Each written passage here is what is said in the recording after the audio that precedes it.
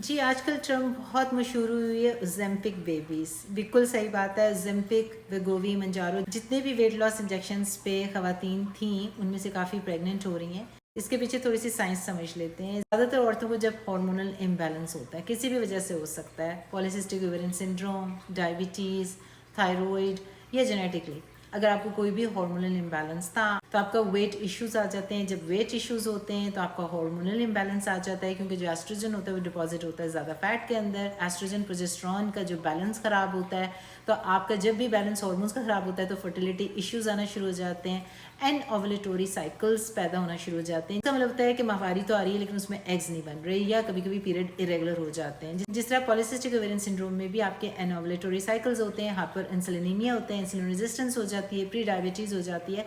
तो कोई भी वजह हो सकती है। आप वेट लूज़ करते हैं, चाहे कीटो डाइट से करें, कार्डियोवास्कुलर एक्सरसाइजेज से करें या वेट लॉस से करें, आपका हार्मोनल इम्बैलेंस जो होता है काफ़ी हद तक बेहतर होना शुरू हो जाता है, जिसकी वजह से आपकी फर्टिलिटी के लेवल बेहतर हो जाते हैं। पहले से बर्थ कंट्रोल पिल्स भी ले रहे थे, तो क्या वो इतनी इफेक्टिव नहीं है वो, लेकिन वेट लॉस की वजह से आपके हार्मोन बैलेंस ठीक हो रहे हैं, फर्टिलिटी इंक्रीज हो रही है, उसकी वजह से आप प्रेग्नेंट हो सकते हैं।